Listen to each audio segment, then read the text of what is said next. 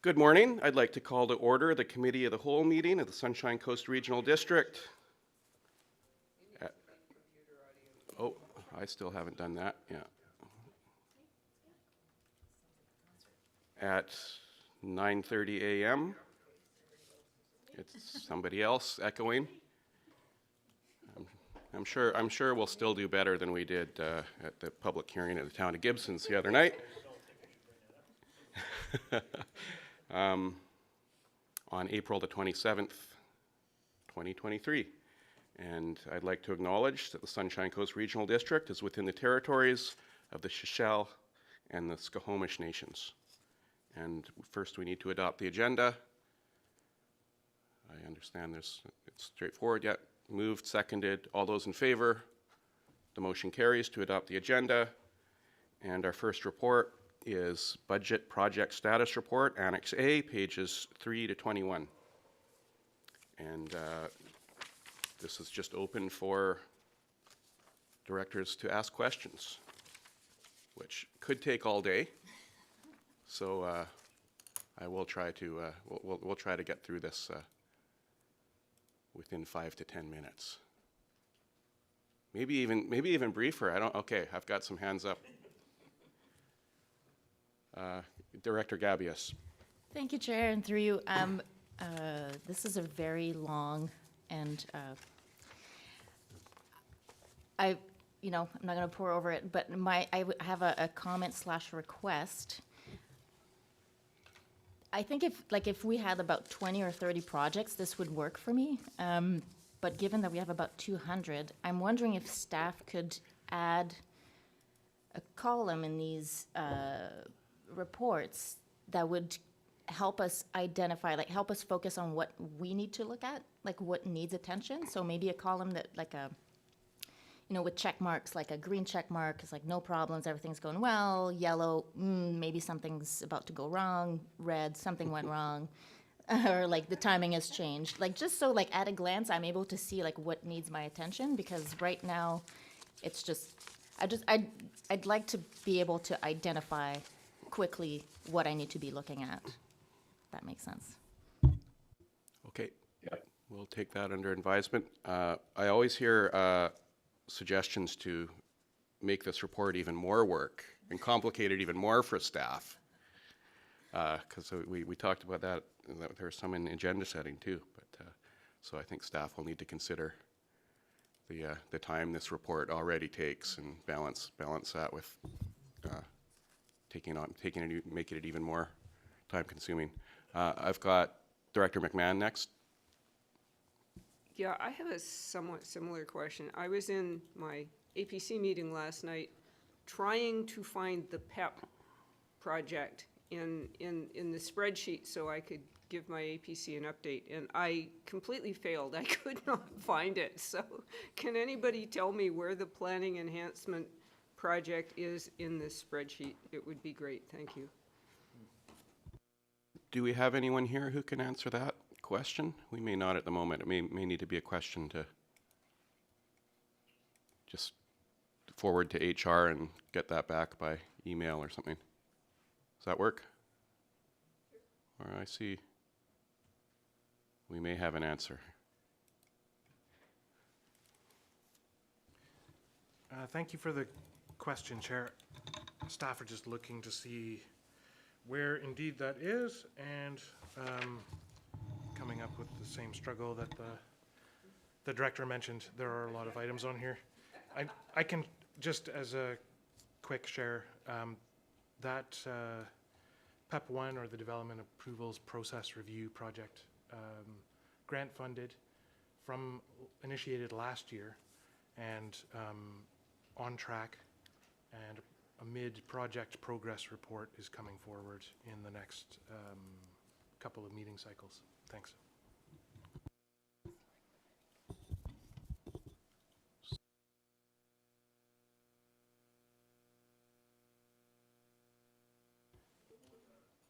Thank you for that prompt answer. We've got more answers. We've got enough questions already, I can tell you. Director Stamford? Yes, thank you. I'm just wondering where we've got the blank spots for expected completion date. What does that mean? There's all sorts of open spaces for completions. So that was my first question. Then I have a question about the Hillside Development Project.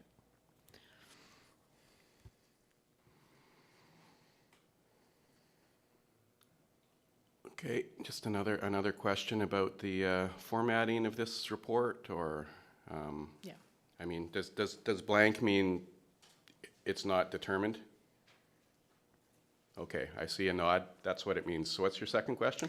My second question, the Hillside Development Project, I understand it hasn't been started, and I wondered if there was an opportunity for, if public engagement had been considered for that, and how to connect with staff on that, maybe offline, if that's appropriate.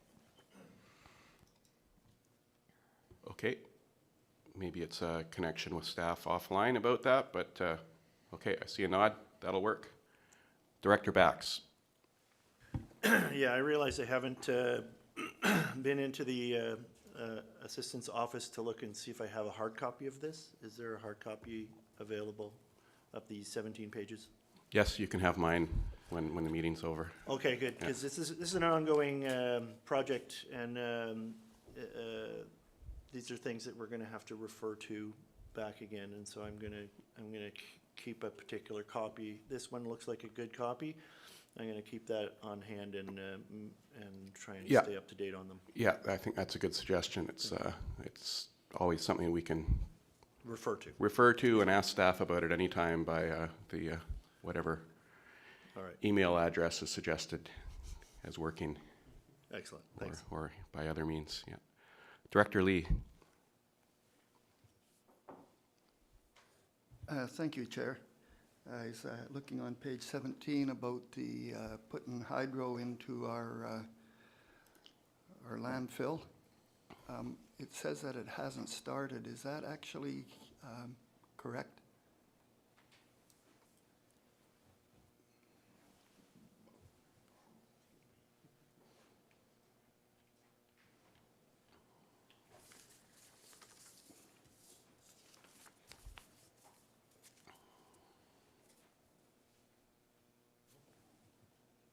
I'll look to the staff table to answer that question. Yeah, through the chair, and thank you for the question. So that is correct. The actual work itself hasn't started. What we are doing right now is getting in the queue with BC Hydro to determine when exactly that work will start. So it is underway, but the actual physical work itself hasn't started. We won't know that until we hear back from Hydro. Thank you. Thank you, Chair. It looks like they're probably doing the hard part now, getting in the queue. Still me? I don't Yeah, see any go other ahead. There's hands up. no one else waiting, so if you have another question, Yes. go ahead. On the top of page 18, we talk about the future waste disposal option analysis, phase 2. I think we're due an update, but it doesn't say that in the project. Could you tell me when we are getting an update on that? I can't, but maybe staff can. Oh, well. Yeah, through the chair, and thank you for the question. Yes, so we've got a couple different phases to this project, one of which was the redo of the Tetra Tech project from 2021, as well as a look at expansion work at the Seashell landfill. So those two are essentially complete with our contractor. What we're doing is going to have a discussion first with our neighbors at the landfill, Shishell Nation and Lehigh, because a lot of the expansion work is dependent on input and cooperation with them, and so it would be a bit premature to present these as viable options before discussing them with them. And then the third part, which just got approved in this year's budget, and that's listed here for the $75,000, is a feasibility analysis of our three options, which is new landfill, expansion at Seashell landfill, and waste export transfer station. So that work will hopefully be completed later this year. But hopefully we can give the board an update pretty soon after talking to Shishal Nation and Lehigh about what our work to date has been and where that's at. Thank you for that important question, Director Lee. Thank you. I had a note that we were going to get a report in Q2 of 2023, which is what prompted the question. Okay. Are we still meeting that timeline? That is the hope, yes. Again, Okay. we're going to actually meet tomorrow, hopefully, with Shishal Nation to kind of share our findings of what was done with this study. So hopefully we'll be able to bring that to the board fairly soon here in Q2. Great, thank you. Seeing no more hands. Okay. How many do you have there, Director Lee? 10, 12? I must admit that I read the report quite thoroughly. Yeah, And I do appreciate the report. It is great.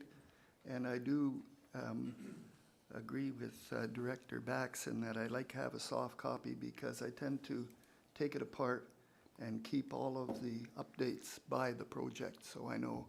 Because 200 projects, my memory is not good enough to do it. I need to review it. Anyways, so now that's enough defending myself. The next question I have is, it's about the North Pender and South Pender projects to replace the cement pipe. It looks like we're now going to be Q2 2023 for tendering. Do we anticipate the work to start in 2023, or what should I be telling the constituents on there? As late as last night, I was getting questions on this. Thank you. I'll look to our staff table. Go ahead. Thank you for the question through the chair. So yes, you are correct. We are in the process of tendering this project for North Pender replacement of the asbestos cement water mains. So if all goes as well, that would probably be later in the year by the time you go through the procurement process. I'd anticipate in the fall timeframe for construction to begin. Thank you. Thank you. Okay.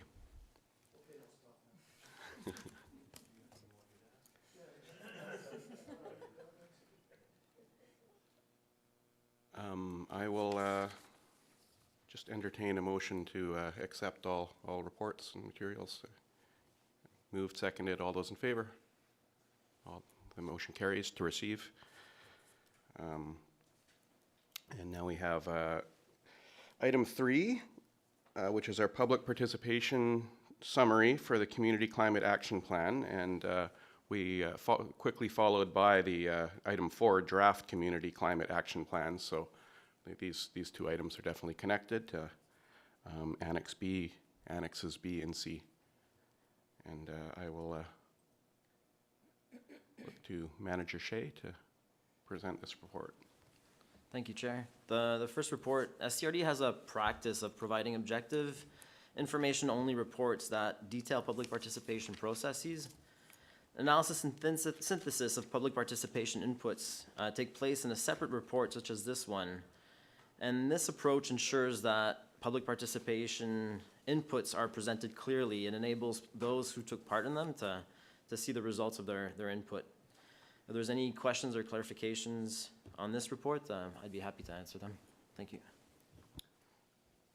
So looking first at this public participation summary, which is very thorough. I think maybe directors want to get right to the next piece. Yeah. No, we've got to. Okay. Director Stamford. Thank you. With this kind of report, they've highlighted various opinions and responses of the public.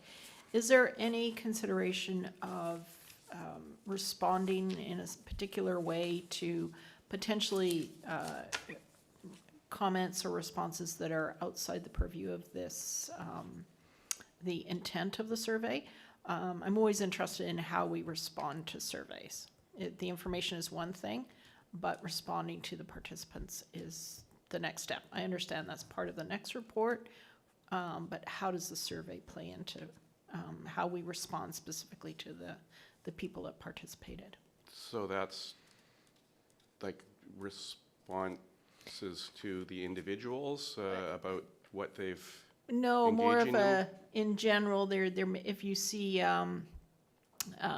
trends of misinterpretation, is there a way of responding in general to the community about the survey itself? Or is that part of the overall communications report for the It may the be bigger something pub- that we need to consider here at the board if directors are picking up on that and want to put out some communications to our communications department. That's, Okay, so what I'll do is just keep an eye on it Yeah. from my own perspective, and if I see a trend, I will. I wasn't sure if there was already a specific way of responding already in place. So it doesn't sound like it. I will keep an eye on that. Thank you. I don't think there would be, and I'm not really seeing, I think it's something that we would need to decide to do if we need to communicate some clarifications for the public. Director McMahon. Well, that got me going now too, because I've been a participant in some surveys where they contacted me later to present the results of a survey or any follow-up actions. So do we actually collect who answered the survey so that we could contact them afterwards? Thank you, Chair. This survey in particular, it was an anonymous questionnaire. So there's other communication channels where staff have an opportunity to engage more directly with individual citizens about specific avenues of questioning. So it's all in the how it's structured. Thank you. Director Henderson. Good morning. I hope to be there this afternoon, but still recovering from something. I'm going to pile on a bit with the last two speakers. I worry that we engage in these long, complex, time-consuming processes, and what we get is comments from select individuals, presumably passionate individuals, because they've chosen to speak up. But I don't believe that they're statistically valid. And so I have grave concerns that we take on things with any comfort that they reflect what the community at large is really feeling. I think that's incumbent on us to get our own sense of that from our various constituents. And while it's interesting to read what some people think, I struggle to accept that this is a roadmap for us to proceed. Thanks. Yeah, I think it's always something we need to take in consideration. I mean, and this survey does give us some data on who's actually answering it and how we need to balance it. It's one thing we're doing at the town of Gibsons is we're adopting a social equity lens is something and it might be something. I think it's in the current SCRD plan too. Is that and the part of the way that we're interpreting it in Gibsons is recognizing that a lot of the people who engage and are. I mean, I'm looking at the page right now that says 81.4% of the people who answer the questions are homeowners. Which tells us something about who's the data we're actually getting here, and I think it's incumbent on the board and the whole organization to try to balance that off, and recognizing that this is a bit of a skewed demographic that's answering our questions, and I see nods from staff too that they do take that into consideration. And our communications coordinator wants to speak on this challenge as well. It looks like. Thank you, Director White, through you. Just to give you a sense on the Let's Talk platform, which we use for surveys, maybe just to track back to some of the other comments that we had, we can either leave surveys open so anybody can go ahead and can answer them, or else we can have people actually register to go ahead and to answer them. We found when we launched the platform just over 2 years ago that when we had people register, it resulted in a real drop in participation in it. It was an additional step that people had to take. So that's the rationale behind us, leaving these more open. So I think what we've been doing is we've been taking a lot more weight maybe in the comments that have been provided on some of these. I think back to some others we've done over the past year or so. But I know in Manager Shea's case, he did do some in-person engagement on this as well, which obviously, balancing that with the survey should hopefully give us a sense of what the community is saying. Thank you. Director McMahon, do you have? Yes, and in the same vein, the information about the age, the area of residence and income, it would be helpful to compare that to the statistics for the Sunshine Coast, just to see whether we're getting a skewed sampling or not. Was my area overrepresented? Was Seashelt overrepresented in answers? I would expect this to skew heavily towards older people with higher incomes, but it would be nice just to have that information to quickly be able to look at it. And if we have that data for the coast, then we can just pop it up every time we have a survey. Thank you. Thank you, Director McMahon. I see Director Bax. Yeah, I'm really, I really like the survey. I think that it does really kind of tell us about how the community feels. You don't need a weatherman to tell you which way the wind blows. This type of study just backs up a lot of information that we already have. And there's a sense of urgency that's brought forward in the survey, and I applaud the staff for working towards our helping to mitigate our impact on the climate and to try to stop this groundswell of damage that we've been doing to the planet. There's more things that we can do within our purview to help with this. I have to bring back the idea of letting high school students have free bus passes. I think if we could find a way to increase public transit and other non-vehicle modes of transportation, non-car modes of transportation. But again, this is something that has a sense of urgency to it, and I like the direction that the staff is taking. We just have to work harder and a little faster. Thank you, Director Bax. I think we're starting to segue into the plan itself, which is perfect. It's right about time for that. Director Gabius. Thank you, Chair. And just to take it back to the survey, my big, what really struck me was the age groups of the respondents and how, like, the biggest chunk was 65 plus, I believe. And like, I think like a lot of people who respond to these things are people who lived on the coast for a while, people who are who know the SCRD or are used to doing these kinds of like responding and doing engagement. And a question for staff perhaps, like, are we doing enough to get younger folks? Because like the slice of younger folks is quite small. And how can we get them, especially on that topic, I think because that affects them the most, like how can we get them more engaged in this process?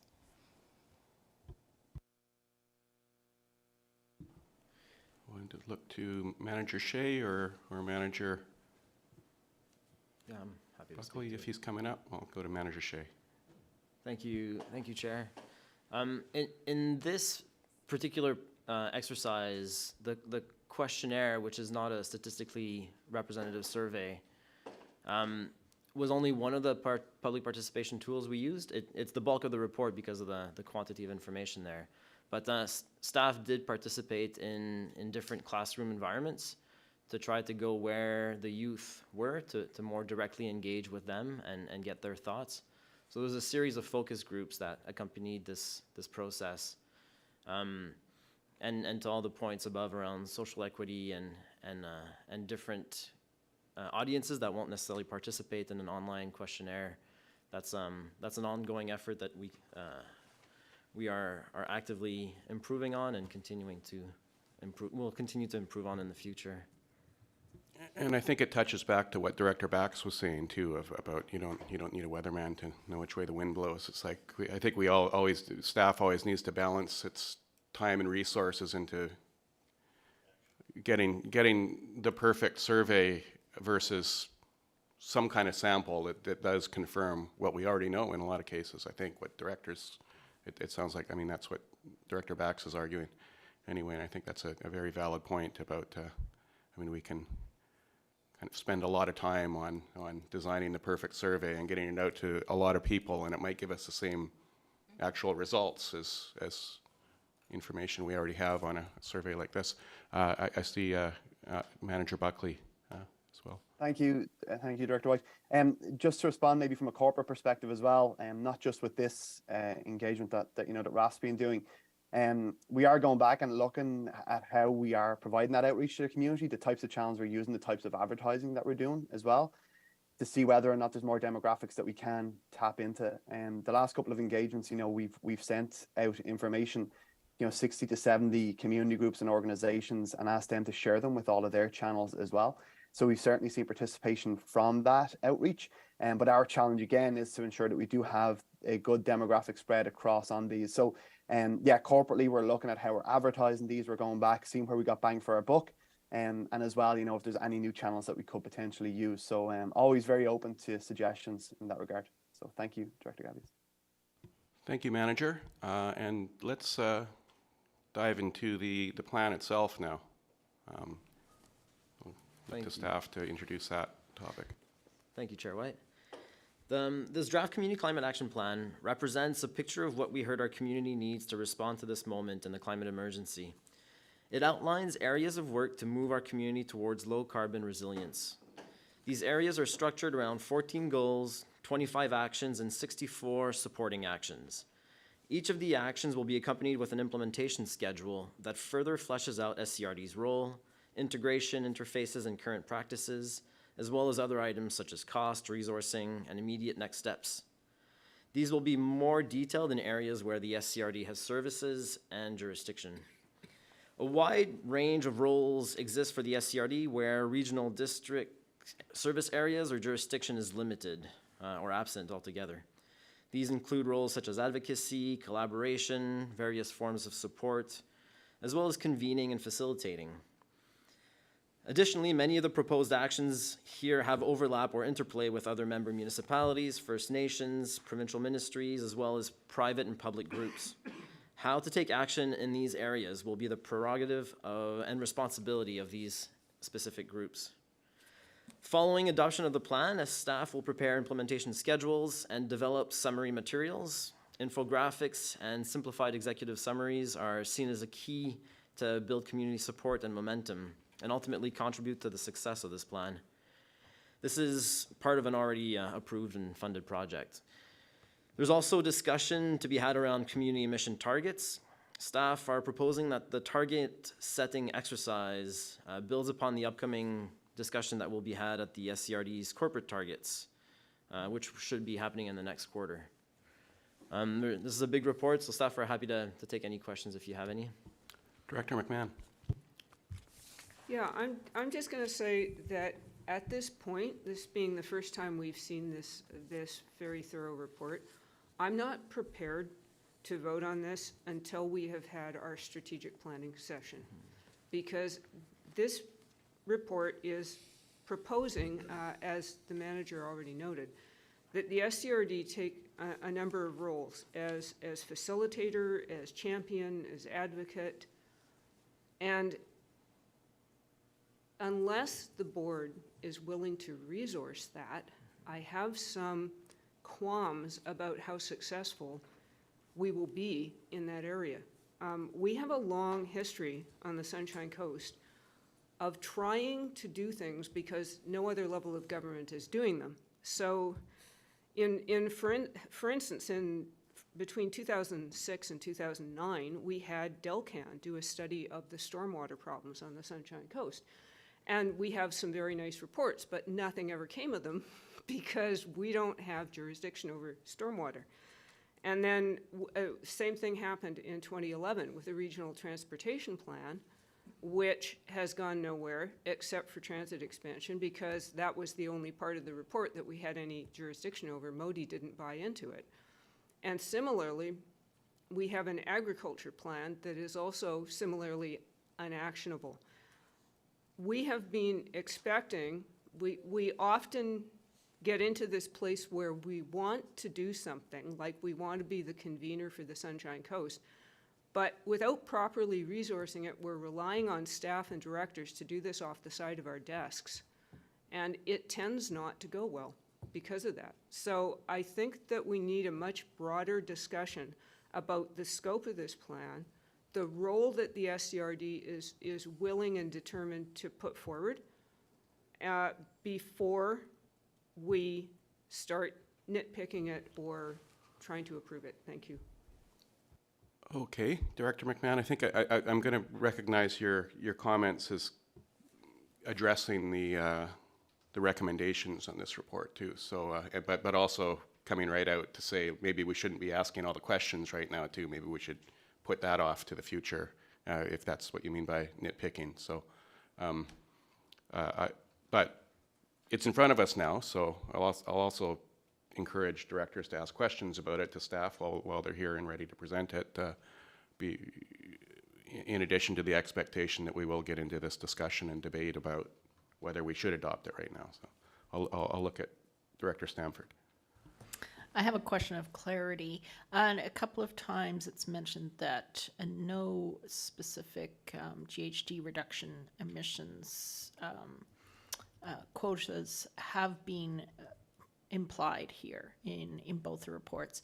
How does that relate to, I thought there was a provincial request about 10 years ago that all bylaws have a specific reduction put into their plans, and whether that also includes regional districts. Thank you for the question, Chair and Board. The official community plans have targets in them that are all based on the 2009 Community Energy and Emissions Plan. So those are not reflective of existing provincial and federal targets or scientific advice. Thank you. Thank you. Director? Right. Okay, on just a further small comment on Action 20, which is on page 75. It talks about the role of equity, our role in supporting equity-deserving groups.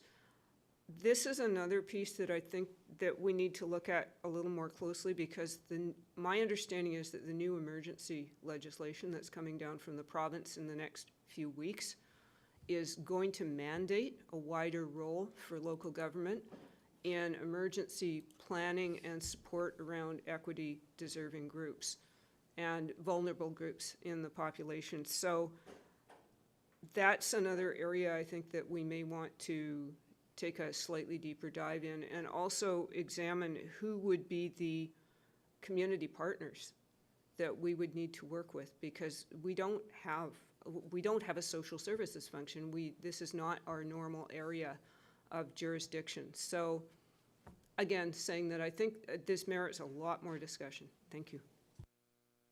Thank you, Director McMahon. Director Gabius. Thank you, Chair. Just a quick comment, just to say that I totally agree with Director McMahon's comments. I personally need way more time to look at this. I want more discussions. And just like out of respect for all the work that's gone in this, I think we need to really spend a lot more time on it. I feel like I was a bit rushed and I really want to be able to have like a really good look at it and have discussions with the other directors about that. And I think strategic plan, definitely we need to weave those together. Thank you. That's valid, but I will say again, staff is here and ready to answer questions if directors have questions on all this work as well. I think they're It's been it's quite an accomplishment to get it to this point. So I think, you know, we should definitely discuss what we want to do next with this, but I'm also encouraging directors to ask questions about the material before we decide what to do next. Director Bax. Yes, I too think that we need to delve in deeper. It's one of the drawbacks of this particular role, I think, is that we get only a short amount of time to discuss these kind of things together. Usually it's this morning and this afternoon we get to talk about these things before we can make decisions on them. I would encourage us to get together and put some time aside to discuss this particular study. It's really in-depth and it's really important, and it is something that needs to be dealt with in an urgent manner. I thought that this was going to be a part-time job, but apparently it's not.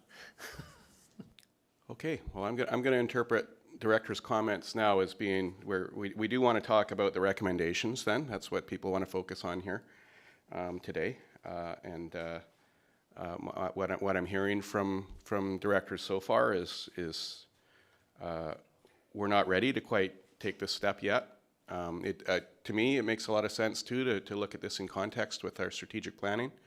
I know when we did strategic planning 2 terms ago, we had a big stack of all the different reports that the SCRD had produced, and only like I think the 3 years prior to that, the strategic plan, and it was a huge challenge to think of like, okay, how do we now produce a strategic plan that reflects all these reports or might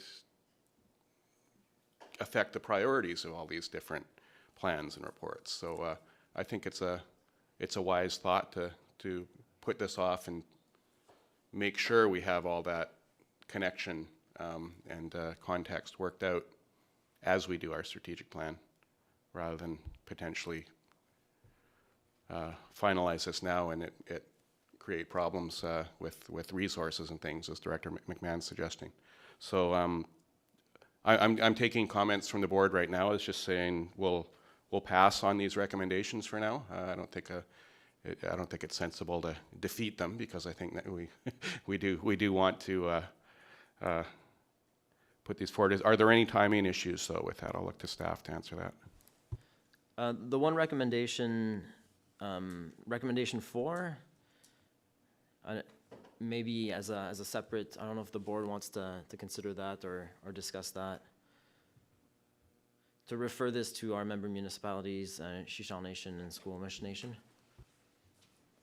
Understanding that it may not be, it's still very much in the draft form, depending on the strategic plan synergies. Okay. I'll particularly look at some of our member municipality representatives here, but I see other hands up.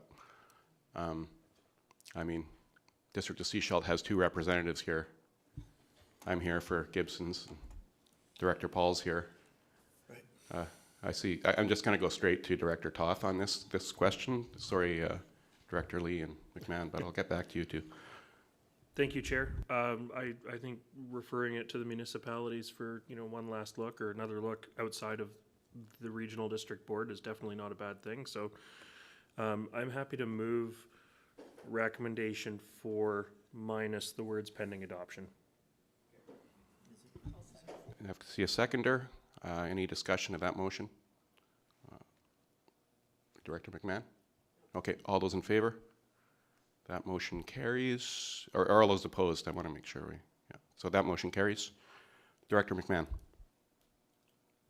I did have a comment and got back to my notes to a couple of short questions. The whole question of neighborhood connectivity and active transportation came up at my APC last night. So I think it is a really big community want and need. It's just the question of how we're going to tackle it. I was wondering if we know how other regional districts are what role other regional districts are taking on in community climate action planning. And I also noticed that there was no mention in the plan of managed retreat. And I wondered if staff had looked at that at all. Okay, now we're getting to the questions. Go ahead, staff. Thank you, Chair White, for the question. On the community connectivity piece, there's perhaps a variety of existing work plan integrated activities that are initiated or will be initiated soon. The most notable, I think, is the official community plan reviews. So there's some opportunities there that staff are looking into. With regards to managed retreat, I think the implementation schedule, which you don't have here, it's still in being developed, for around the built infrastructure actions, we're developing the layers right now to have those defensible discussions. Those can be quite loaded discussions, so we want to make sure that we have things that are quite defensible in terms of, for example, the already approved coastal flood mapping project that's going to be underway. Those are the pieces that we want to have in place prior to engaging the broader community on managed retreat.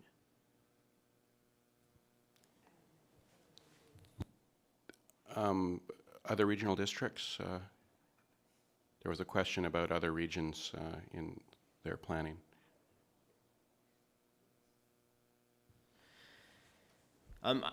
So in terms of how regional districts approach climate action work in general, we were working with ICLEI Canada on this report, and it's the reality that everybody faces in terms of jurisdictional limitations. So there's always a role where work plans are more detailed and specific, and then the other things that are more commentary and aspirational or advocacy in nature around what the community needs, and not necessarily directly in the responsibility or the jurisdiction of the regional district. So I think it's, broadly speaking, most local governments are looking at these questions, if not all of them, or at least many of them.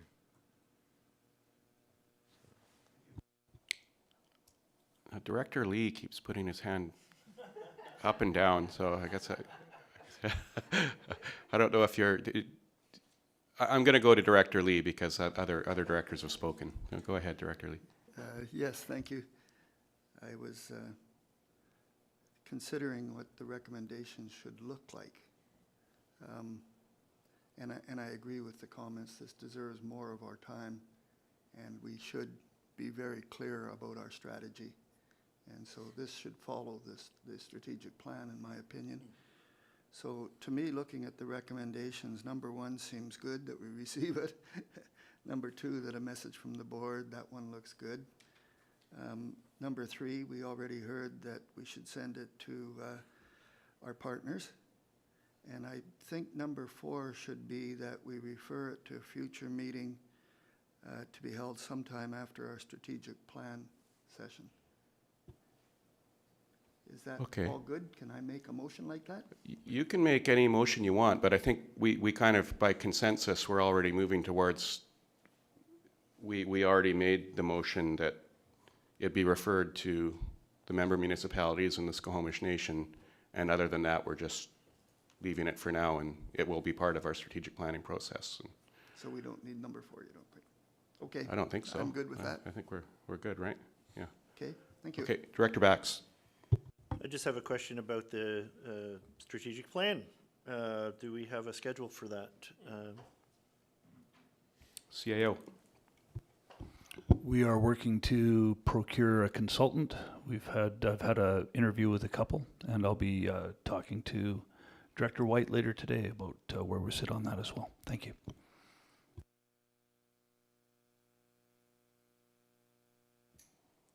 Okay, I think we're on to the next item. Yeah. Which is item 7. Right? Oh no, we're on item 5 still. Yeah, farm. This is a significant one. Farms and Sunshine Coast Regional District water use, Annex D, pages 96 to 102, and I think in connection with that, number 6 is definitely relevant as well, the proposed amendments to the SCRD water rates and regulations bylaw, number 422. I expect there'll probably be some connection between these two in our oncoming discussion here. I'll look to Manager Enbrook.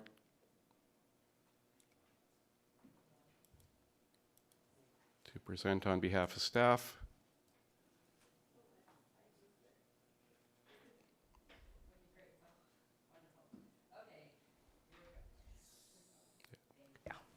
Okay, thank you for the opportunity. So yes, I'm going to give just a quick introduction for reports for 5 and 7.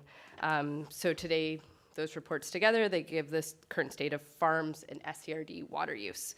So commercial food producing farms have exemptions in our from water conservation regulations in bylaw 422, but there's no definition for commercial food producing farm. 10 out of 53 Class 9 farms are on the metered rate, so most of them are on the flat rate. And this, the first report provides some background information, and the second report provides the proposals that staff first presented to the board, and then the board directed to staff to engage on these proposals last year. And the proposals are as follows. So add a definition for farms specific to Class 9, and that's farm status. Line the exemptions with that definition, and then move all properties with Class 9 farm status to the metered rate.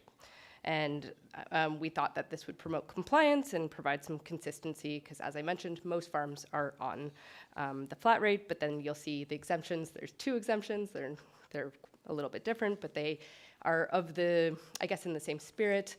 But the first in stages 1, 2, and 3, they are for the metered rate, and they're for food producing farms. So today I'm hoping the board can first agree on a definition for farms, and I think that will help with additional policy making. We need to agree on what a farm is, who can access these exemptions, and then where the metered rate would apply. And then I would just remember they're all connected, right? So whatever the definition is for farm, that's connected to the exemptions, and it's connected to as the current exemptions read, to the metered rate. So further limitations could be put on those exemptions, but again, we just need to make sure the definitions are very clear. So I'll also add that currently only commercial food producing farms on the metered rate are exempt from the bylaw, and then all other farm properties right now must follow water conservation regulations. And with that, I'm happy to answer any questions. Thank you. Director Bax. Yeah, I understand that we're using the tax exemption legislation as a definition of it. That's not correct? Staff. So currently, if you read the bylaw, it says commercial food producing farms on the metered rate. So but I have proposed that we could use, one way forward would be to use Class 9. I don't think that's going to be sufficient, because there are a number of food producing farms that are not registered as a tax exemption because of various reasons. We have to try to come up with some way for food producing farms to register with us without putting too much work on our staff. And I'm not sure what that's going to look like, but I want it to. There are sustenance gardeners as well that I think should have some type of exemption, but we really got to put our heads together and find out what it is that is a food producing farm. I'm open to suggestions. Okay. I think we're jumping right into board discussion on what to do next. Before we, but Director McMahon may have some thoughts on that, but may also have some questions for staff. So, whatever you want, Director McMahon. I'm jumping right into discussion. You're jumping right into, okay. I appreciate staff's difficulty with the definition, but the bylaw needs to make its intent very clear. And when we say commercial food producing farms, that does, at least to the public, explain what we're trying to do. We also, in our water conservation regulations, we already differentiate between ornamental trees and shrubs and food-producing plants and trees, but we don't send bylaw officers to check whether people are watering their tomatoes or their begonias. And, you know, we could even get into some arguments over whether somebody's apple tree is really producing edible apples or not. You know, we just, I understand we don't want to get too detailed, but we do need to make our purpose really clear, which is to support local food production. And if we are serious about supporting agriculture and food production, then we actually need to do so in our regulations. I have a bunch more to say. I don't see anybody else's hand up right now. Okay, well, I mean, the first two director comments have been kind of zeroing right in on the recommendation and what, so let's keep discussing that. I'll suggest that. The recommendations on page 103, talking about the definition of, yeah, basically, I mean, that definition piece is in here that directors are addressing right now. So I'll just ask if we want an amendment to this, or we want to send it back to staff for reconsideration of what this definition is with some further elaboration of the comments so far. I see Director Toth. Thank you, Chair. I'm just seeking a little bit of, I don't know if it's clarity from staff or clarity among us as we discuss this, but with the new definition, I believe that allows for cannabis growers to be included in the exempt. Commercial farm. Right, because they could be considered commercial farm if they have farm status. And sod farms and other things like that. So I think it's important that if that is the case with what's being proposed, that we do need to take some more time with it to make sure that it is food production. Because I think food production is our #1 priority, that this is even on an agenda at all. Thank you for raising that, and I think you did ask for clarification on that piece, so I'll look to staff. Thank you for the question. So staff have proposed Class 9 because that is something that BC Assessment provides back to us. It indicates some aspect of commercial, because we don't have, when we say commercial food producing farm in the bylaw currently, what does that mean? So we need a definition around that. If the board wishes, they could look at those exemptions and say Class 9 farms, and then the exemptions are only for food producing crops. So then again, as was mentioned, what's a food producing crop? So we need to decide that, and it has to be enforceable. So staff don't know, what if they have a row of one type of crop and mostly cannabis or whatever, insert whatever crop you want. I did look closely to see which farms are on the metered rate currently. Most of them are not food producing. So that would lead me to believe that if there are so many farms in the region, they are mostly on the residential rate and should not be accessing the exemptions. And then of these farms, there are a few, you're right, trees, nurseries. I see maybe less than half food producing, and then others with commercial businesses on them. Director McMahon. I do have a proposed definition, which we could go at. I have a preamble which sort of explains my rationale for the definition. So our situation, although it is perfectly a good idea. Getting an echo. Does someone else have the mic on, or where that is coming from? Okay. It is. You have a second light on your thing. It's understandable to compare ourselves with other jurisdictions, because that's one of the first things that we should do. But our situation on the coast is substantially different than other areas of the province due to the very limited amount of arable land and the necessity to import most of the inputs for agriculture, such as manure and feed, via the ferry at high expense. The other thing that we have is that our agricultural land is divided into extremely small parcels. which makes the economics especially challenging. The scale of farming is very small, so that the cost of improvements is relatively high on like a per acre basis. Most of the farms that can afford to drill a well have done so. Some can't afford it, but others have tried and have not been able to hit water. Because just because you have a piece of land doesn't mean that you're going to get an aquifer right underneath you. Henry Reed Farm had to drill several times before they got water, even though they are right over aquifer 560, I think it is. Another consideration is that farm status isn't a really great option for all properties because there is a considerable and onerous process with BC assessment. And there's implications to financing because banks treat farm properties differently than residential properties. And some people with mortgages are very reluctant to risk their financing. Although in theory we have a lot of ALR, in reality most of it is probably not workable as farmland, and we're losing farms. We're not gaining farms. So to set ourselves up and say, oh, look, if we farmed everything, it would be too much water is not a realistic problem.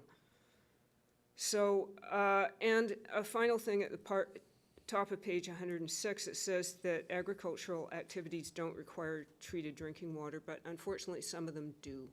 Yes, Washing vegetables is a good example. You have to wash vegetables if you're going to sell them. You must use treated drinking water. So the number of farms involved here is really small. Probably a dozen or 20 commercial food producing farms on the whole coast.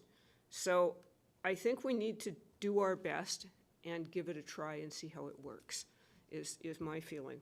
So my suggestion, based on what was put forward by the Farmers Institute, is to define the farm as a property that grows food for commercial sale and A, has earned farm classification status as per Section 23 of the Assessment Act, or B, does not have farm classification but can demonstrate substantial commercial sale of food crops with receipts or other proof of food crop cultivation and harvest, such as satellite imagery. And so the idea is that it would be a front counter process where the applicant would come here to the SCRD with their documentation, staff would look them up on the We may have to mapping just and- slow down here a bit to make sure we got the language that you actually want before we start debating it more or rationalizing it. I saw some mad hands over there trying to get all this down. I doubt we got it though. Is it on, can you quickly email it or? Yeah, let's do a break. 5 minutes. So, okay, no break. Yeah, there's what? We need to clarify something first before we take a break. I have the submission from the Farmers Institute, so I have that language. I'm pretty sure it's actually in this. Directors are really excited about a break anyway. Okay. Yeah, we're going That's to have a break.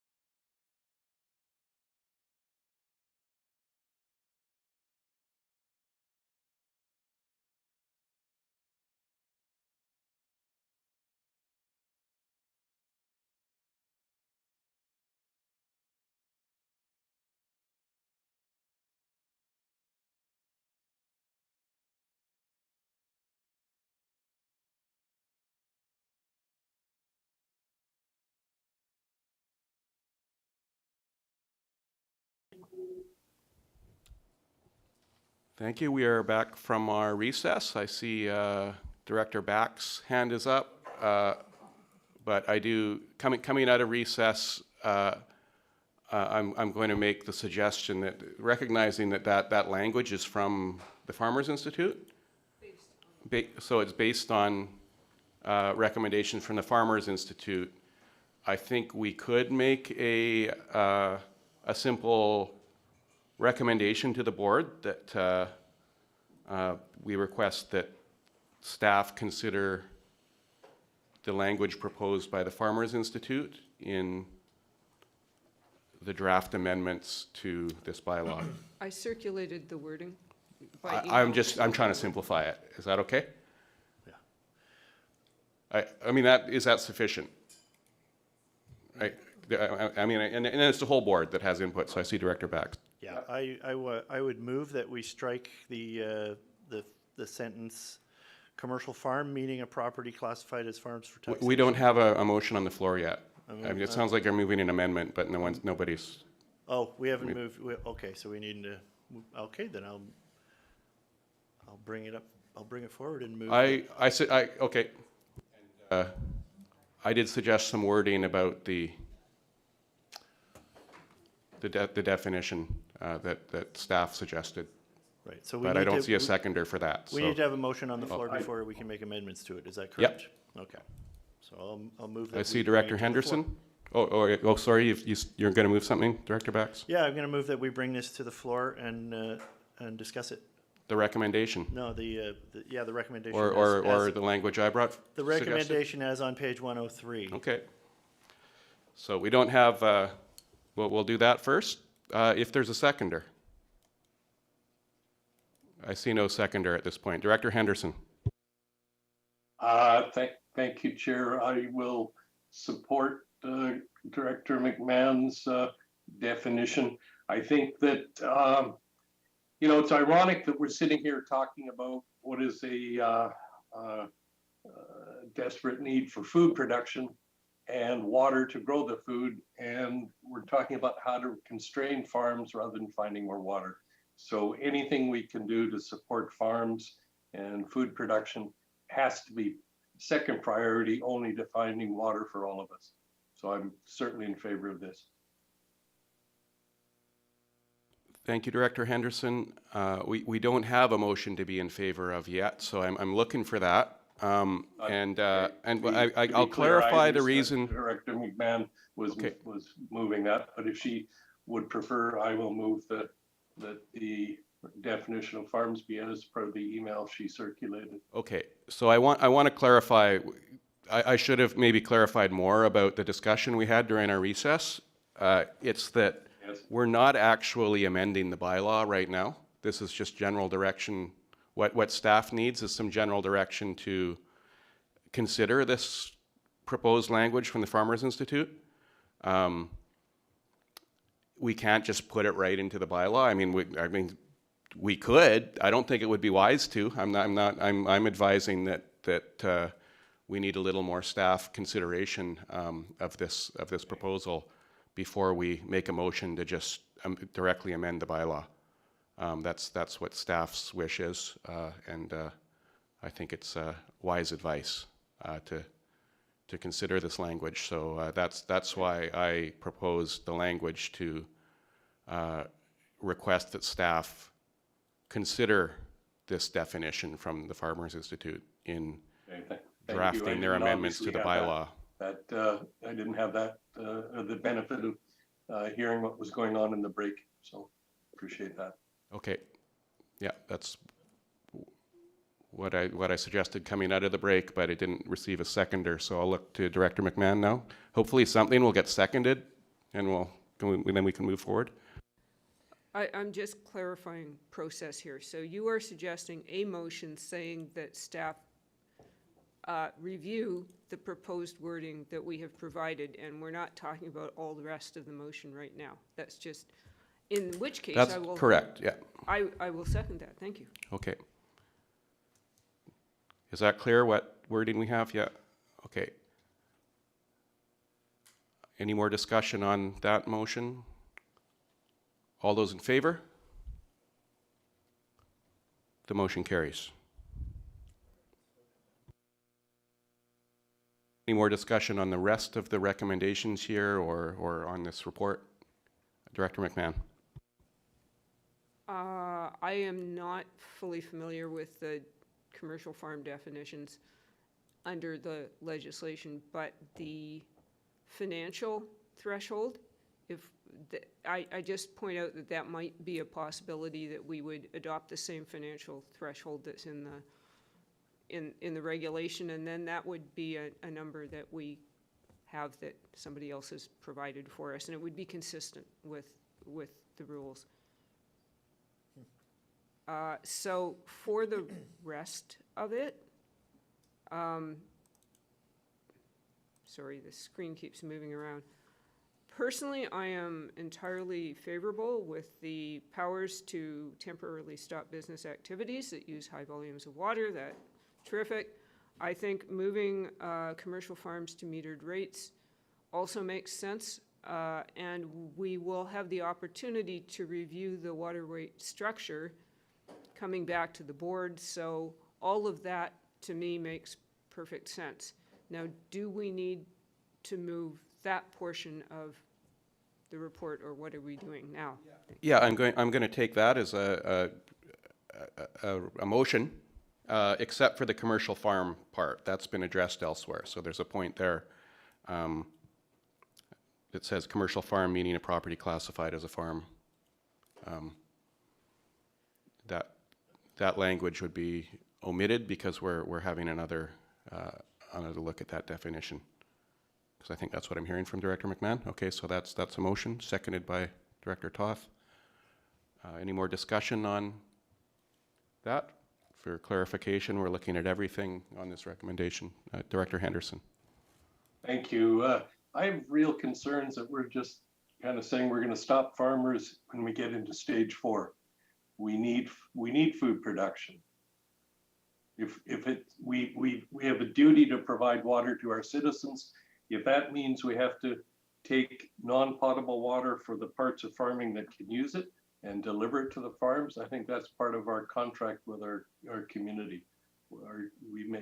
They're paying us to provide water. Okay, that might be a separate initiative to take. I see staff. Just want to ensure there's clarity. So for the recommendation that was just passed about the newly adopted, or the direction, using the wording from the Farmers Institute about commercial farms on the metered rate, I'm wondering if you want to address the remaining Class 9 farms so that it's fair and consistent. And I think, as you saw on page 107, Class 9 farms on average are using a lot more water than the flat metered rate. So perhaps you would like to consider moving all of those properties together onto the metered rate. Director McMahon, we do have a motion on the floor. Well, the original recommendation there says that commercial farms must pay the metered rate starting in Q1. So would that be do we need to amend that to say Class 9 commercial farms? Would that fill the bill there?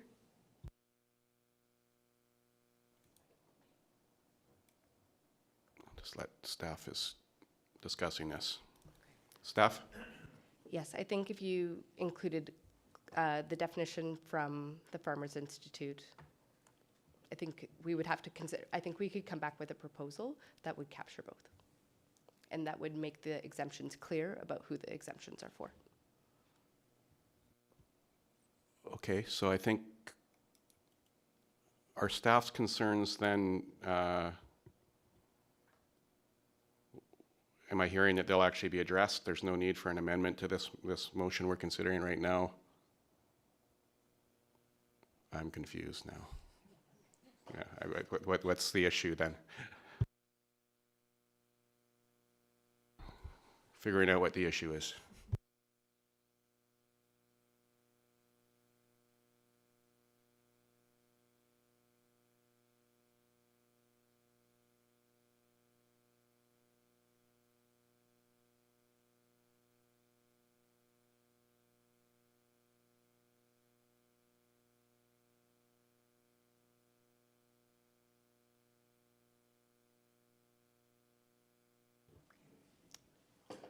So I, I guess, I mean, one option is we put the commercial, the other proposed definition back in here, if that's helps, of that point about commercial farms, but we're also asking staff to consider the Farmers Institute language as well. Is that what, would that direction help? Yes. But it does sound like some directors might be uncomfortable with that proposed definition, so I'll look to Director McMahon. The commercial farms, as were previously defined, should go on the metered rate. Like, that's, I think that's where we're going for, so maybe we would need commercial farms and then brackets and put the former definition, must pay the meter rate. Is that where we're going? And then food producing farms are a separate issue.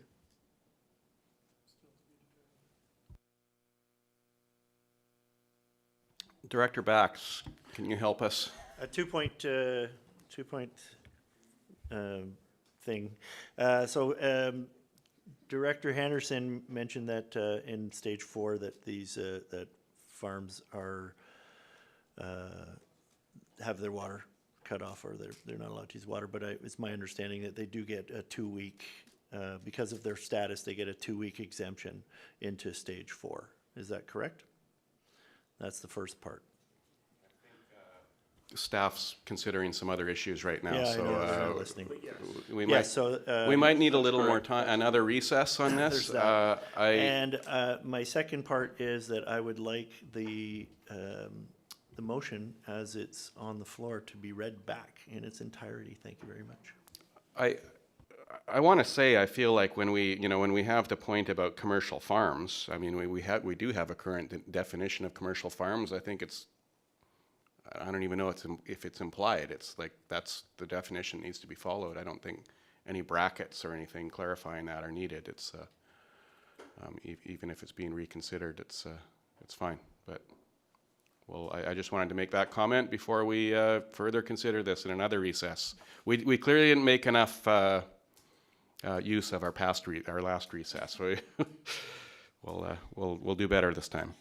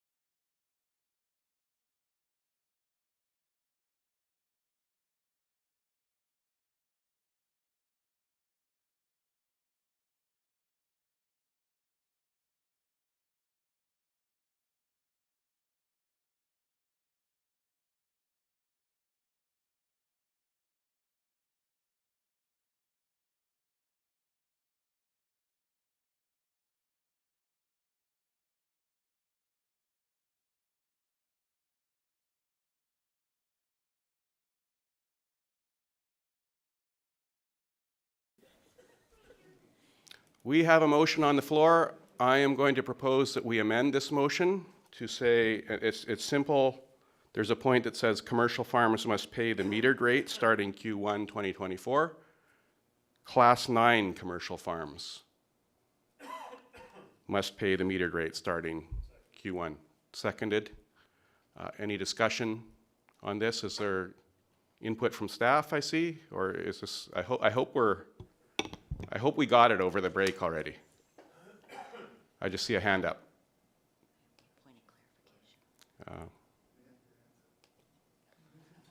Okay, but I still see. On the amendment, there's some input from staff. Just one point of clarification. So on the recommendation on page 103, number 2, the first bullet, our understanding is that has been stricken. Yes. Okay, thank you. And the amendment is to just add class 9 to the last bullet of 2. Yeah. Seeing no discussion on this, all those in favor of the amendment? The amendment carries. Now we have an amended motion before us, which was just clarified by our corporate officer. Is there any discussion on the amended motion? Okay. So the amended motion is that staff amend water rates and regulations bylaw number 422 to incorporate the following: a new provision to allow the SCRD to temporarily stop business activities that use high volumes of water in Stage 4 water conservation regulations at the discretion of the engineer. And secondly, Class 9 commercial farms must pay the metered rate starting Q1 2024. And further that, staff complete the water rate structure review study and present the results to the board by Q3 2023. Director Gabius. We're ready to vote unless you have any more discussion. I see Director Bax. Oh, just a quick one. We are going to bring back a definition to insert into this motion. That motion was carried earlier about considering the Farmers Institute definition. All right, thanks. Director Henderson. Thank you, Chair. I'm still opposed because I'm looking at my document on another screen, so I'm not looking at you, but I'm still opposed to us curtailing the water supply to farms in Stage 4. I think we need to do better. We need supply. Thank you, Director Henderson. Director Toth? Thank you. I'm just seeking clarity here because the recommendation actually says to temporarily stop business activities. So my understanding is that wording would also include gravel plants, concrete, car washes, any high volume users. So I'm just looking for clarity from staff. I thought that was already the case. That is my understanding. I just wish yeah. to see Okay, I'll look to staff to answer that question.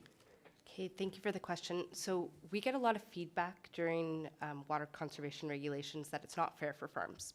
So we've proposed this so that we have the ability, and that was something that we did last year during the state of local emergency, during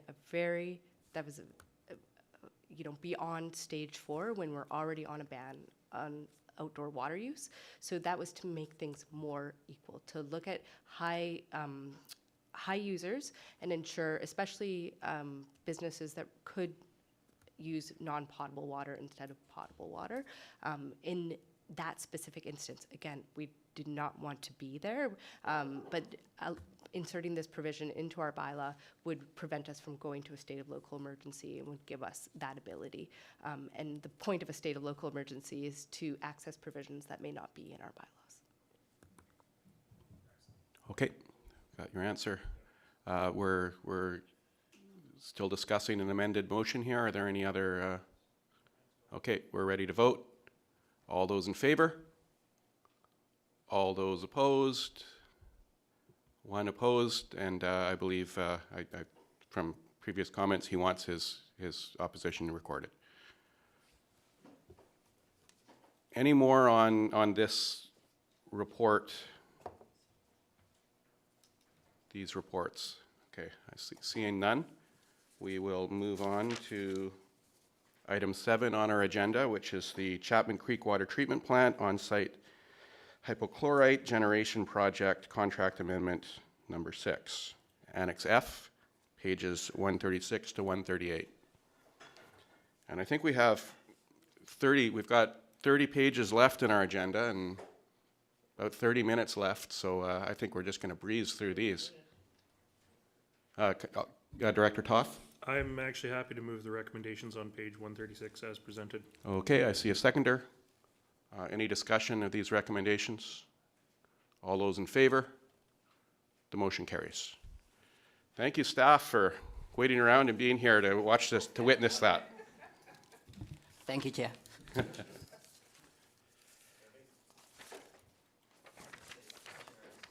I just say, Chair, that he was looking forward to his first presentation in front of the board. Well, that was the best presentation you could ever hope for.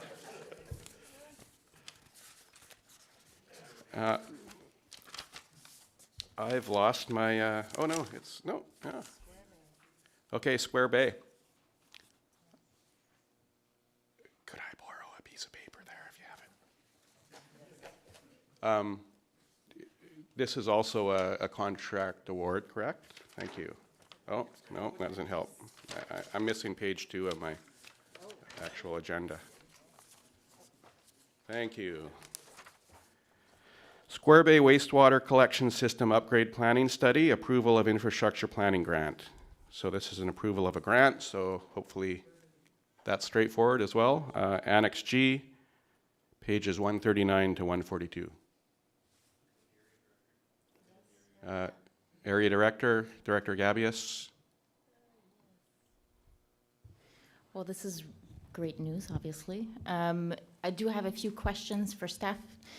I've been trying to piece it all together. Square Bay has been on the docket for a bit. There's been some problems there. Is it fair to say that the main issues that have been plaguing this plant are related to infiltration? Through the chair, yes, thank you for the question. That is the primary reason, is the increased maintenance of the existing condition. So yes, it's basically an engineering feasibility study to address the collection system deficiencies, but also look at controlling the infiltration of the collection system. This is to ensure the treatment processes, they're not overwhelmed during rain events. Yes. Follow up. Go ahead. So yeah, there's been quite a lot, like some emergency pump outs and other infiltration repairs that had to be done in the last few years, I believe. Is that correct? Just looking at the report, there was some work done in 21-22. The repairs included raising, sealing, and grouting manholes, improvements of surface runoff, replacement of the section of the collection main, and two uninterrupted power supplies were installed on the UV reactors to prevent fuses from being blown during power outages. So that was the work done in the 2 previous years. So this study would basically identify not only the points that I just recited, but what is needed to be done to make the a more efficient system and correct the deficiencies. Thank you. I'm just Director Gabius? Yes, follow up. I'm just asking. It seems like this is becoming an urgent issue. Like this study would allow us to address these problems that are costing quite a bit of money. Is there a way that this can be sped up? Is there any ways that this can be, the timeline could be sped up a little bit? Staff? Yeah, I guess in the absence of Manager Wakely, I can't really answer that directly. He's got a number of priorities in the area of water, et cetera. But well, definitely, he's back next week. I can pass that along to him to see what can be done to move this to top of pile and get it through the RFP process. Thank you. Director Lee. I guess a curiosity question, and I'm not absolutely positive that we would know the answer without our financial officer here, but once we've applied for a grant, do we have to wait for the grant to arrive before we start work on what we applied the grant for? And I believe the answer to that question is yes, but I'm not sure. And I think that would answer Director Gabius's question, being that if we started work before we got a yes on the grant, we wouldn't be able to accept the grant. Okay, I'll look to staff. That's Through the chair, I know Ms. Perot, the CFO, is on, so she could probably address that. I know they have been more lenient in recent grant applications with regard to work already started, but I'll let her directly answer that question. I think it might depend on the grant. Sorry. They have different criteria. Director Lee? It was just pointed out to me that we have been accepted. We're just accepting a grant that's been awarded. So my Yep. question was not in order. Thank you. You're out of order, Chair. Yes. We have a number of recommendations here. Director Gabius. Well, I'm happy to put forward the motion to accept recommendations. Where is this page? Page 139. On page 139. It's been seconded. Any discussion? The motion? All those in favor? That motion carries. And now we're on item 9, which is, I think, so it's Reconstruction Aquatic Center Fire Sprinkler System Award. So we've discussed this unfortunate situation extensively in the past. I want to clarify, this is the award. I mean, the motion's been made. It's all, it's been budgeted. We're simply awarding the contract at this point. There is staff available to answer any questions on this, and I see Director Bax wants to weigh in on this again first. I just wanted to point out the good news in this little story is it looks like we've asked them to come in at about $93,000 less than what we approved in 2022. So there's a small silver lining to this, and I would move that we accept the recommendations on page 143. I see a seconder. Any discussion of the motion? Seeing none, all those in favor? All those opposed? The motion carries. Any more on this item? No. So we're on item 10, Community Resiliency Investment Program 2023 Fire Smart Community Funding and Supports Grant Application. So this is not the grant being awarded, but it's the application. Annex I, pages 146 to 154. And I see we have staff available to speak to this. Are there, Director Stamford? Hopefully this is the right point to ask the question. This program looks very exciting. A lot of the areas that I'm responsible for, fire smart and issues around wildfire are of particular concern. My question is about ability for rural areas to access the program directly, community groups. I'm just wondering what the criteria is for community groups who have specific projects. Would they be able to access funding? Okay, I will look to staff to see if they can answer that question. Yeah. And Chief Michael? Yeah. Yes? I thought I heard a yeah. Okay, yes. Manager Trade, okay. Okay. Thank you, Chair. Thank you for the question. This particular grant, the Fire Smart One, is only open to local governments. There are other grants available which are open to recognized society fire departments, but this particular one is only open to local government authorities. That makes sense. It's through, this one's through UBCM? That's correct, yeah. Yeah, it's through UBCM. I'm going to go to, okay, follow up. Director Stanford.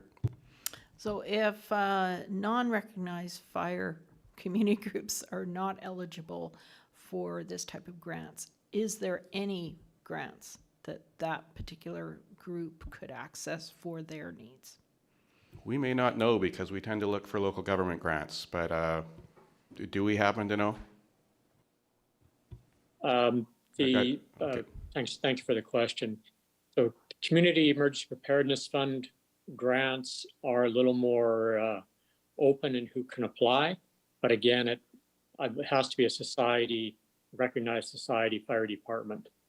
And as far as beyond that, as the chair said, I'm not sure what other grants are available to community groups. CAO McKinley? Yes, thank you, Chair. This is just a point of clarification, actually. This is in fact an award report. It's a grant award report. It is an award, It's yeah. accepting- Yeah, I'm it's just accepting reading the off grant. the, Yeah. it was worded differently than the other one, so it's but from a different place. Okay, that's good news. Director Bax. I think this is a wonderful thing. I just have a question. We're looking at 4.5 FTEs, and I wonder how that's going to be split up.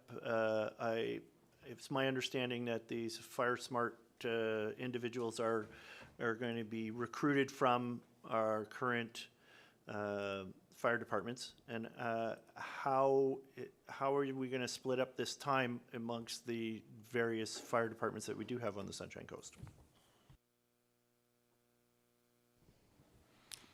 GM? Thank you, Chair. So the details of the application that was made to UBCM were presented to the board back in October, and that at that time the was confirmed with support from the board to make the application that the positions, which have not been fully designed at this point, it should be said, would be allocated by electoral area to ensure an equitable distribution of grant-funded support across the region, including islands. Thanks. Thank you. Director Lee. Yes, I'd like to make a motion to accept the recommendations as presented on page 146. Thank you, Director Lee. We have a seconder. Director Stamford, do you want to speak to this?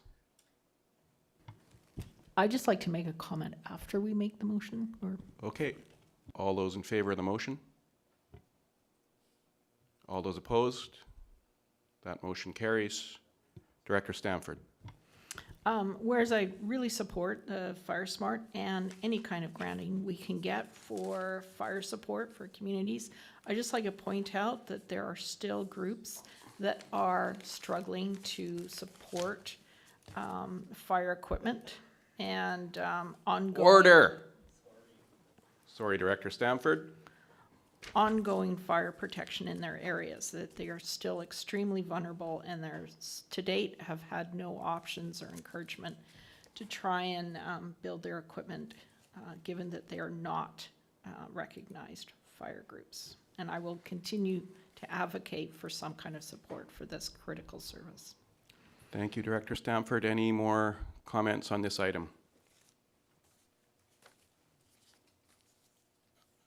So we are on to item 11, fire truck transfer to Egmont and District Fire Protection.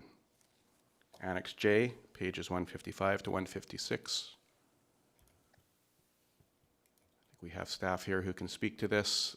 First, are there any directors who, okay, I think we're going to be looking for an introduction to this. Oh, no, I've got Director Lee. Oh, Director Gabius first. I'm quite familiar with this particular subject, and I'm quite willing to make a motion to accept the recommendations as presented on page 155. Okay, and I see a seconder. Any discussion on this motion? Director McMahon. I just had a question for the fire chief. How old is the current truck in Egmont, and how old is the newer truck that will be replacing it? Well, we have the fire chief for Gibson's here, and also the manager as well. So I'll look to whoever can answer that question. Okay. Happy to give it a stab. I could say that the existing truck is from Gibson's is over 20 years old. I am unsure of the age of the existing truck in Egmont, but I know that the truck is in better condition from Gibson's, and the pump is in better condition from Egmont. So they're going to take the two and put them together to buy themselves a little bit of time with a couple of different pieces. Okay, so confirmation that this is a logical transaction. So that we do have a motion. Seeing no other discussion, all those in favor of the motion? That motion carries. Yes, another comment by Director Leet. Yes, I'd like to thank Gibson's for working with our fire department to resolve this problem. The truck that is in Egmont is not only aged out, it's not that good of a design. So they're very happy to have this solution. So thank you. Great, thank you, Director Lee. Item 12 is contracts between $50,000 and $100,000 for January, February, March. I believe this would just be, this has already been received, but I'll ask if there are any questions on this. No questions? So we'll move on to item 13, which is another item that has been received already. Director's constituency expenses, January, February, March, Annex L, 159 to 160. The pages. Any questions? Seeing none, we'll move on to communications, which is a letter from UBCM regarding a Ministry of Housing request for documenting potential municipal land for housing, and I recognize Director McMahon. Right. I have just, some residents have asked me if there will be any impact from the province's new housing plan on rural areas, for instance, densification thereof. So just checking in with staff. Well, through the chair, I went to the housing summit, and my impression is certainly that the focus, and this has been the government's focus for months now, when they first started talking about housing, this current government, they're really focusing on larger growing communities right now. I mean, I actually, like, just even from Gibson's perspective, I don't anticipate that there's going to be a lot of pressure on even municipalities of our size in the near future. They're focusing on larger communities first. But that said, there's no actual details yet from what I learned at the Housing Summit, and if I see Director Toth. Thank you, Chair. Comment on this as well. It was actually a question about the letter specifically, because in reading this, it looks like, land identification, I believe we have a budgeted project that's actually looking at a little bit of this and industrial, like we're doing a lands assessment. So I'm just looking to see if this is something that ties into that work. Or somewhat budgeted. It was in the budget, but I think it was identified that the funds could be found elsewhere, so it's not being budgeted it's not being funded by the SCRD, as far as I know. Look to the GM. Maybe there's. Thank you. And I'll ask the GM if maybe you could elaborate on the first question as well, if you have any more information as well as the second question. Staff do not have any more information about the impacts of the proposed provincial legislation around housing, but are monitoring that. And we understand there are timelines for things rolling out before the end of this year. So we'll continue watching that. On the analysis of lands suitable for possible affordable housing development, the chair is correct. There was a project proposed, and it, rather than being led by SCRD, the direction taken is to work with the Housing Action Table and the Regional Housing Coordinator on identification of alternate funding sources. And so staff are working with the Housing Coordinator right now on that process. Thanks. I'll comment on this letter too, and just this is for the BC Builds program that's been initiated by the provincial government, and the former mayor of Victoria, Lisa Helps, is in charge of that, and Gibson's has been in touch with Lisa, and we're going to be meeting with her. I think it's a scheduled meeting next week, but I have a conflict, so it's going to be soon anyway. So maybe I can add more information once I have that meeting. I can let the rest of the board know. But I mean, we're in a situation in Gibson's where we are pretty well aware of the public land we have available, so we're prepared to talk to the government about that. I'll also mention that this letter, when I first saw it, I thought, like, is this the provincial government wanting to put pressure on us to do things with our public land? Because and I told Lisa, like, in Gibson's, we don't really need that because we've been working on this for the last 7 years. But she assured me we're here to help. It's kind of the, it's more of a that's what the provincial public servants always say. But she assured me that this is to help identify how the BC Builds program can actually assist us in increasing housing on public land in our communities. And I'll tell you more once I've had the meeting. I don't know if the board wants to. I mean, I think there is already work going ahead, which has already been identified in this discussion on identifying this land. So presumably, if that funding is identified and we can go further with this, then we can later consider sharing that information in coordination with Cover the Coast. So I think we're ready for adjournment. Those are a motion and a seconder to adjourn. Okay, just clarifying that. All those in favor? All those opposed? Oh, I see a head nodding, so that's in favor. The meeting's adjourned. Do we do questions at committee? Yeah. Any questions?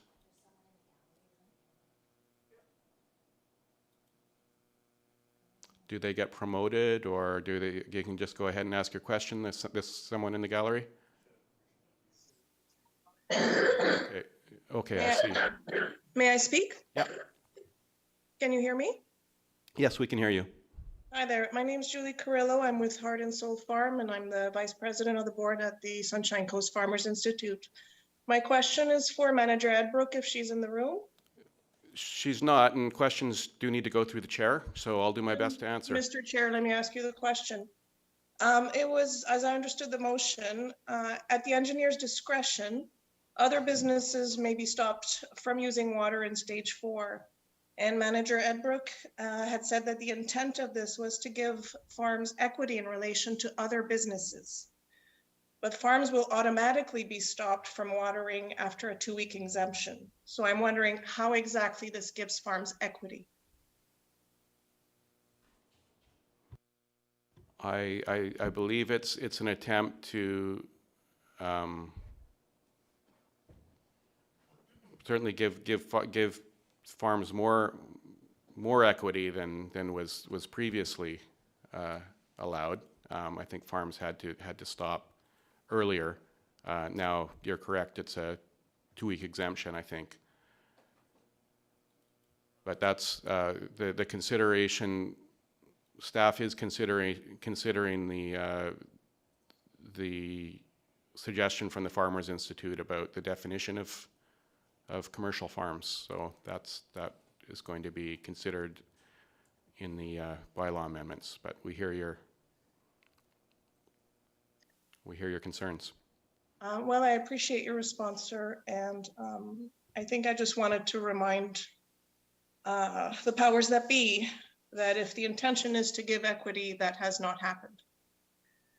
I also wanted to ask the board, if possible, if there's room for a follow-up question, if there's an update on the licensing issue for the Church Road well. As we understand it, this is the only outstanding issue to get us up and running by the end of this quarter. And I'm not aware of any updates. It's not made it to the website. Okay, we don't have that answer right now. Sorry. We'll try to get it on the website though. Yeah. Well, thanks for bringing that up. We are trying to update the community as much as possible on our water supply issues, and Church Road's certainly big at the top of that list to update everyone on that project. I appreciate that. With 4 weeks to go to the deadline that was posted, it would a quick update would certainly be appreciated by the community. Thank you all. Thank you. Any other questions out there?